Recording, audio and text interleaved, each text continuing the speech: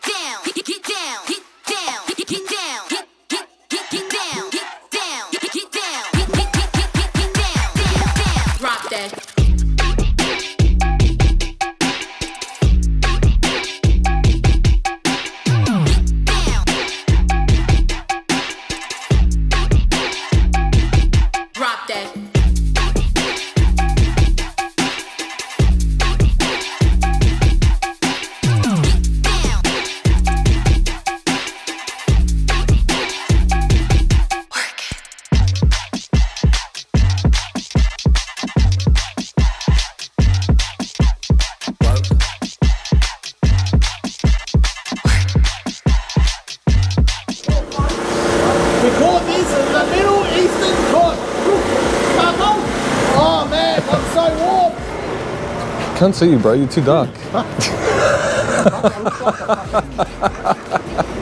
Alright guys, it's Justin here from The Short Straw. I'm out at the Victoria Market with my brother Peter from JRN Community Housing. Peter, mate, you do so much work out for the community, man. Explain to the people exactly what you do. Well, right now, it's good because I get to sit down. The boys are cleaning up, so if you have a look, the boys are all cleaning up. So the boys that help us are the boys who get out of jail and off the street, the rough sleepers. So part of their program, part of their recovery program is coming out here, creating a safe place for the addicts. And I say addicts because rough sleepers are addicts, yeah? Very rare mental illness, a very rare situation. But the addicts come out and tell us their story. Hey brother, this is a story. Not straight away, we can feed them. Anyway, the boys come out, we make that safe place. So my routine today, I'll give you an example. Today I got up in the morning and I chucked the slow cooker on. Well, I done it yesterday. I chucked the slow cooker on yesterday morning because I had Pakenham last night. So yesterday I got to prepare all my food for today and Friday and Saturday and Sunday. So that's the day I prepare all my food on the Wednesday morning. On the Wednesday morning I prepare everything. So Wednesday morning I got up, prepared all my food, we went to Pakenham. Now Pakenham was hectic. Pakenham, bro, we had two rough sleepers come up to us yesterday in Pakenham last night. One of them wanted to off themselves and the other one had enough of living on the streets. He wanted to change his life. So the one that wanted to off himself, the sober boys, all the sober boys and myself, and when I say sober, the guys from our sober living environment and jail that come out and help us. We sat there, we talked to this guy that wanted to off himself. We all chatted to him and we come up with a plan. I took him, so after we finished, I took him to Dandy Hospital. We put him in the psych ward. I'm his next of kin because he's got no family. Everybody's turned their back on him. Next of kin, he's doing 2 weeks in the psych ward, then he's coming to us where we're gonna rehabilitate him in the house. And the other guy, we housed him today. So the other guy, we were talking to him about his sobriety and today's day one. He's in the house now, set in with one of my other guys, ready for the new beginning of his life. And that's last night. Today we've been here since 4 o'clock. So same thing, we got the food ready. Today we done slow cook and we done sausages, obviously from our sponsor. Okay? And the music. And we have the music. I've seen you dancing, bro. The music's always good. The music gets the guys, I think the guys are stuck in this area where they're rough sleeping, they're addicts, they got no hope. How do we give them hope? By putting the music on, they can just forget about it for those few hours we're in the street. They can dance and they can let it go. They can let it go. Because when you dance and you boogie, it's getting rid of that anxiousness, it's getting rid of those thoughts just for that little bit. It's not a fix, it's just a right now. And we talk to them about their addiction, their mental health, give them a good feed. If they're not ready to talk, that's all right. We're going to be here next week. Every Thursday we're here. And then tomorrow's another big day. Tomorrow morning I've got to go get my food for the whole week. from a couple guys that sponsor me.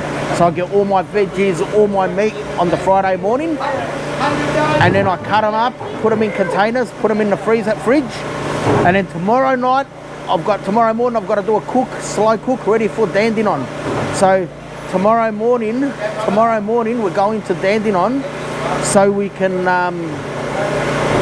feed the homeless and the rough sleepers in Dandy, where they can come talk about their addiction. And that's tomorrow. Tomorrow night's hectic in Dandy. We've got a lot of people. Then Saturday morning, we're in Baronia. So Saturday morning, we do another slow cook. We do like egg and bacon brekkie for the community in Baronia. Feed them, have a yarn to them, have a talk to them. But that's the day one. We start at midday, at about 11 o'clock, and we finish about 4 or 5. Then I get the slow cook happening again, and I'm ready for Sunday night. Sunday night, I'm in Frankston. So Sunday night, we're going sick in Frankston.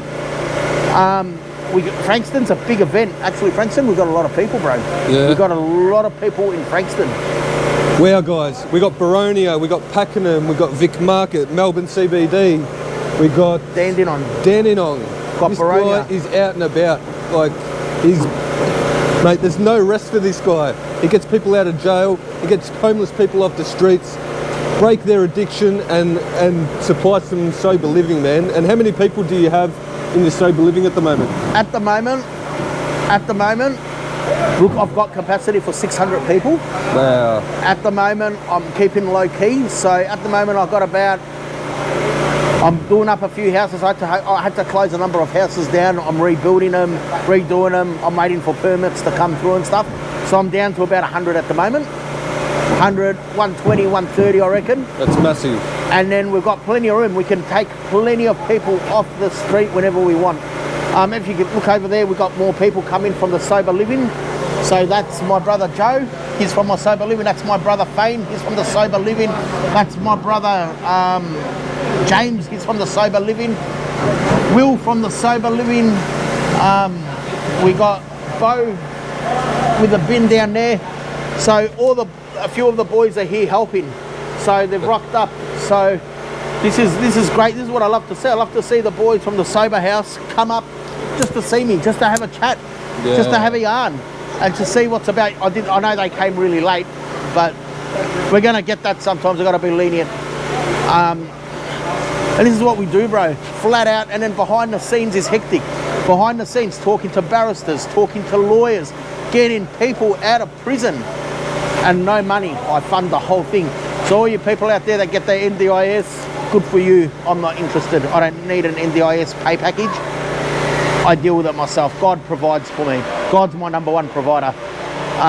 We also, the sober living, I'm always looking for new properties to invest in, to get them ready for the sober living. I'm organising a food truck to keep that food truck going. That's costing me minimum in this food truck, I reckon about $1,000 a week. $1,000 a week just to get the food truck moving. And that's with juice, I reckon about $500 in juice only, and the rest in food, supplies, water, drink, all that stuff. So the expenses are huge behind the scenes. The sober living, we're the cheapest. We're pretty much, sober living environment is the next step after rehab, but it can also be the step before rehab, and it can also be a rehab. It all depends on the participant, on the brother we're helping, and how we're going to do it. If you want to know what my long term is, so my next step from here, I actually want to open up my own rehab. I actually want to open up my own rehab now. That's so good, man.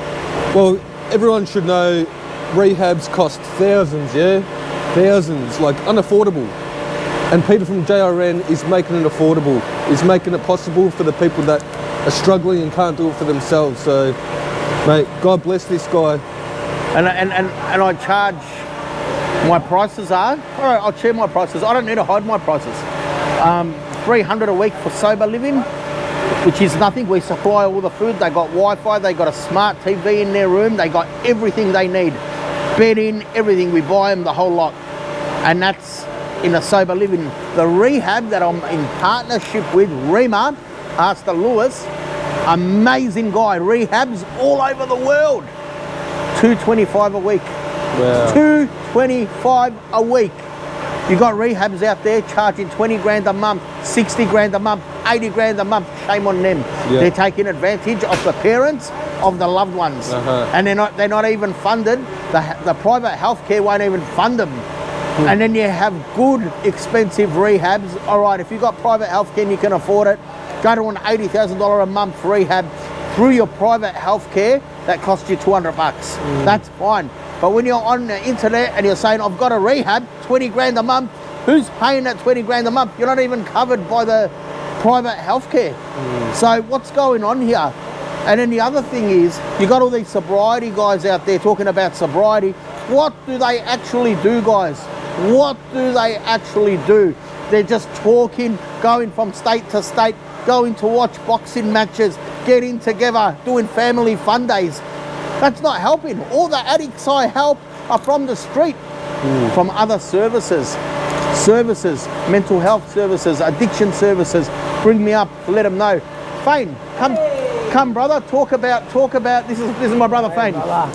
This is my brother Fane. Fane's been with me for what, 12 months in the sober living? Yeah, nearly 12 months, mate. We set up another house. We've got that running smooth. We've got 4 guys in there going really well. That's awesome. Really well. And Fane's one of my guys that run JRN with me. So behind the scenes, Fane's one of the guys. Run one of the houses for Pete. Yeah, That's awesome, bro. and he's doing an awesome job. And we've got a big link with Rehab too. Yeah, we're going to try and get 2 guys in. One's in detox, one's going in next week, I believe. Yep. So that was from last night, just down to packing them out. Yeah, Peter was saying. James, come say hi. Come say hi to my brother. what's that, dog? This is my brother James. James, hello, bro. James has been with us now for how long? You been with us?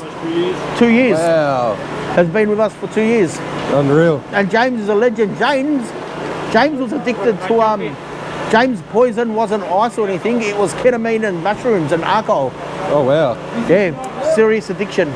Took a lot of work, and all in-house, no rehab. We done him in-house. Bo, come say hi, brother. This is my brother, Bo. How long you been out of prison for, my brother? 3 weeks. 3 weeks out of prison, and he's just kicking goals. Kicking ass, kicking goals. And absolutely, he told me off today for getting angry with my son. I know, I'm sorry, bro. I shouldn't have got angry with him. He said to me, Pete, I don't want to fucking see that again. I said, no worries, brother. So we learn from the brothers. We gotta talk to one another. We're not all perfect. But he did punch me in the back. All right. He did punch me. And then I have Will.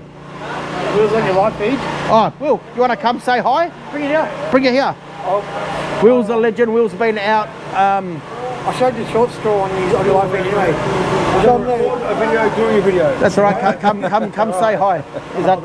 I'll hold that for you. Say. Yep. There you go. So ask him about his journey with us. He's only been with us for how long? A week now? Yeah, not even, I don't think. Not even a week. Close, yeah, no, about a week, yeah, close. 6 days. 6 days. How's it going, man? Like, Oh, bro. how's the support going? I met Pete at a servo, yeah. Macca's, straight. And we're sitting there, and me and my family were there, and I was doing really well, and like, I don't know, he knew me when I was sober. You know, he didn't really know me on the stuff. But I seen him, and it was like a broken nest, bro. So like, I walked over, I'm like, are you alright, brother? Like, what's going on? And we sat down, we had a full conversation about his, his brothers, and I don't know, we just clicked, didn't we, mate? Absolutely. And he said, go to Bendigo, does the food truck and all that. And I was like, what's going, man? I'll come to, I'll see you down there. And he didn't I didn't think you were going to rock up, did you, bro? Nah, and you rocked up with his beautiful family. Yeah, bring my family, and I don't know, we just clicked, and I don't know, I was in jail one time, and I sat down and I'm like, fuck man, what am I doing? Like, what am I doing? I'm on the phone with my daughter, and she's going like, Dad, where's my dad? And crying. She's at 5 years old, So I don't know, I sat down, I'm like, babe, call Pete. I'm ready. I'm ready. I need to change. That's so good, man. Yeah. And Pete busted his ass to get me out of jail, man. I mean, he went through. They tried to pull him down, make him look like he was this bad person. And and obviously you're not, you know. They use your But past to get you Yeah, a past, no, but it wasn't even your past. Wasn't even my bro. past. It was stuff that wasn't even current. chucked out of court. Yeah, exactly. So Chucked out of court. how can you bring something up if he's not charged for it? You know what I mean? And what they got me on for was Fritz the kill. Yeah. Because when you're working with, and this was stuff that's happened with the guys that I've helped, a couple of them tried to stand over me because I'm dealing with addicts in the streets, people that have done a lot of years in jail. They try to stand over me, but when I put it on them, they go straight to the police and they get a restraining order out on me. It's when someone doesn't agree with Pete, and Pete's obviously wanting the best for you. Absolutely, That's always. all it is. And because some people can't take no for an answer, or can't take, you know, a bit of guiding, guidance. Yeah. So because they can do that, that's, you know, they turn on people. I mean, that happens everywhere. And I do get grumpy because I worry. Like, I know the brother here went off a little bit with someone else, and I'm worried. Where is he? I'm worried because I'm holding the boys accountable to their sobriety. So I'm always worried. I hope they're not getting on. I hope they're not getting on. I'm going to drug test them. That was my mate. Yeah, no, I know. I know him. Like, we done bar when they were 5 years together, and then I haven't seen him, and we've seen each other with his hugs, and I was like, wow, bro. And I see him here all the time. I'll give you the cookie. All the time. He's a lovely man. I'll give him my number. I said, listen, bro. I said, as long as you're not using, I can come and see you.